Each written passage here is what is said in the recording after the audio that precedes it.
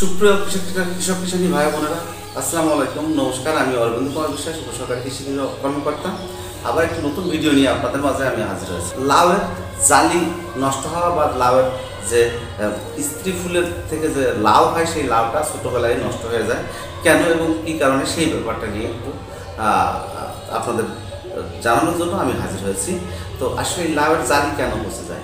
লাউয়ের জালি পচে যায় সাধারণত দুইটা কারণ। একটা হলো পরাগায়ন, আর একটা হলো এক প্রকার মাছি পোকায় ছিদ্র করে, এবং অনেক সময় দেখা যাচ্ছে যে পুষ্টির ঘাটতিতেও অনেক সময় হতে পারে। তো এই ক্ষেত্রে আমি আপনাদের মাঝে আজকে আলোচনা করব শুধু লাউয়ের যে জালিটা পচে যায়, যে পোকার আক্রমণে, সেই পোকা নিয়ে। আসলে লাউয়ের যে সুবোড়ার বা মাছি পোকায় আসলে লাউয়ের জালিগুলো নষ্ট করে। এই লাউয়ের জালিগুলো কী করে? লাউ যখন ছোট্ট হয়, হওয়ার সাথে সাথে মাছি পোকাগুলো এসে ছিদ্র করে, ছিদ্র করার পরে ওইটা পচে নষ্ট হয়ে যায়, বা লাল লাল ধরে প্রথম, তারপর পচে নষ্ট হয়ে যায়। তো এইটা কেন হয়? যে মাছি পোকাটা এটা দেখতে বল্লার মতো দেখতে, তার জন্য। তো সেইটা আসলে কীভাবে আমরা দমন করতে পারি? সেটা দমন করার জন্য আগে ছিল এক প্রকার, যেমন এই যে লিওরটা দেখতে পাচ্ছেন, লিওর এটা কৃষকরা চেনে হলো তাবিজ হিসেবে। কৃষকরা চেনে হলো তাবিজ হিসেবে। দেখেন, এটা হলো কুমড়া জাতীয় ফসলের লিওর। এটা এইখানে যে ফেরোমনটা দেওয়া আছে, ফেরোমনটা আসলে সাধারণত কি, যে এইটা হলো এই ফেরোমনে থাকে হলো স্ত্রী পোকার গন্ধ। আমরা আসলে সিরাজ হয়তো নারী পুরুষের প্রতি আকর্ষণটা বেশি। সো আপনার নারীর ঘ্রাণ দেওয়া থাকে এই ফেরোমনটায়। এই ফেরোমনে দেওয়া থাকে নারীর ঘ্রাণ, নারী পোকার গন্ধ, যাতে পুরুষ পোকাগুলো আকৃষ্ট হয়ে এসে এই কোটায় আসবে এবং মারা যাবে। এইখানে স্ত্রী পোকার গন্ধ দেওয়া থাকে। এক প্যাকেটে কিন্তু দুইটা থাকে। আবার এই যে দেখছেন যে কোটা, আগে ছিল কিন্তু ত্রিভুজ আকৃতি, দুই পাশে কাটা ছিল। এখন কিন্তু নতুন ধরনের কোটা আসছে। এই কোটাটা আমার কাছে খুব বেস্ট লাগে, ভালো লাগে। কারণ কি, এইটা একটা জিনিস যে পানি দিতে হয় না।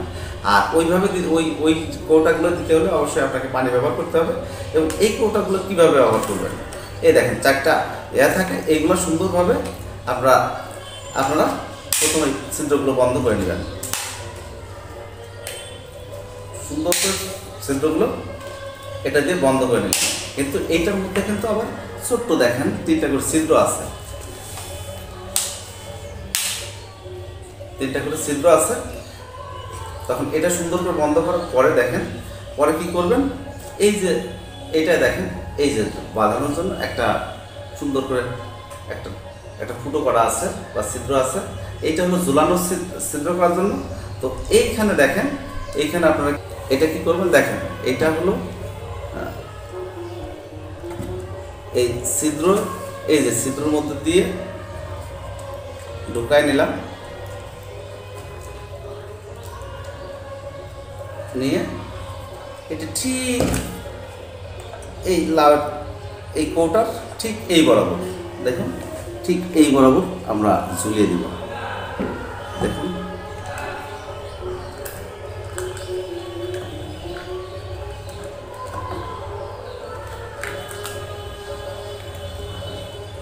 একটু উঁচু নিচু হলে সমস্যা নাই, এইভাবে আমরা কৌটাটাকে ঝুলিয়ে দিব। ঝুলিয়ে দিলে যে পোকাগুলো আসবে, এই যে ছিদ্রগুলো আছে দেখেন, এই ছিদ্রগুলো দিয়ে ভিতরে ঢুকে কিন্তু আর বেরোতে পারবে না। আপনারা এইগুলা বাজার থেকে কিনতে পারবেন, যে কোনো বাজারে গিয়ে এটা কিনতে পারবেন। এবং লাউয়ের কুমড়া জাতীয় ফসলের এই ফেরোমনটা দিয়ে এইভাবে আপনার এই মাছি পোকা বা সুটবোড়াটা দমন করতে পারবেন।